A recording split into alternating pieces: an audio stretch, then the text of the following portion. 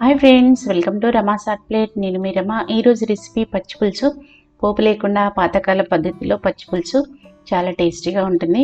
పోపు లేకుండా ఏంటి అనుకుంటున్నారా? ఇలా ఒకసారి చేయండి, చాలా బాగుంటుంది. ముద్దపప్పు, గట్టిపప్పు చేసుకున్నప్పుడు, అలాగే కందిపప్పు, పెసరపప్పు వండుకున్నప్పుడు ఇలా పచ్చి పులుసు చేసుకోండి, చాలా బాగుంటుంది.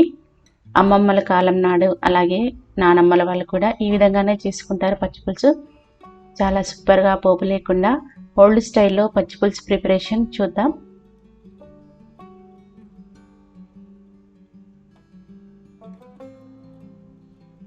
ఇందుకోసం 4 పచ్చిమిరపకాయలను తీసుకొని వేయించుకోండి. మీ దగ్గర గ్రిల్స్ ప్యాన్ ఉంటే దానిపైన కాల్చుకోండి. నా దగ్గర గ్రిల్ ప్యాన్ లేదు, డైరెక్ట్ స్టవ్ మీదనే ఈ విధంగా కాల్చుకుంటున్నాను.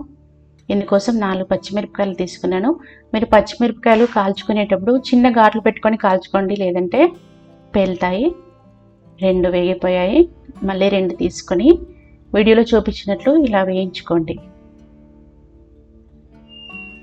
లో ఫ్లేమ్లో పెట్టుకుంటే బాగా కాలుతాయి, లోపల కూడా ఉడికిపోతుంది. 4 పచ్చిమిరపకాయలు తీసుకున్నాను. మీరు చేసుకునే పచ్చి పులుసుని బట్టి కారంని యాడ్ చేసుకోండి. ఇవి వేగిపోయాయి. ఇప్పుడు ఒక రోల్ తీసుకోండి. దాంట్లో 1 టీ స్పూన్ జీలకర్ర, అలాగే 5-6 వెల్లుల్లి రెబ్బలు పొట్టు తీయకుండానే కచ్చపచ్చ దంచుకోండి.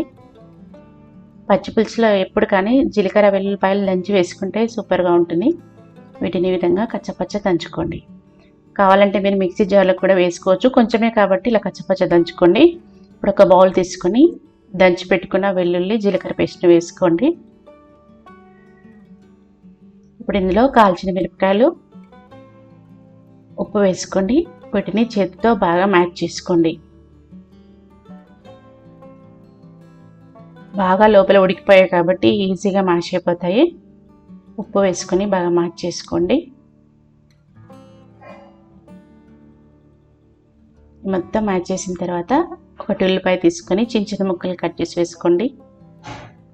అలాగే 1 రెమ్మ కరివేపాకు చిన్న ముక్కలుగా కట్ చేసి వేసుకోండి. ఉల్లిపాయలు, మిగతా పచ్చిమిరపకాయలు కూడా అంతా ఒకసారి మళ్ళీ కలుపుకోండి. అలాగే తరిగిన కొత్తిమీర వేసుకొని మొత్తం అంతా కూడా ఒకసారి బాగా కలుపుకోండి.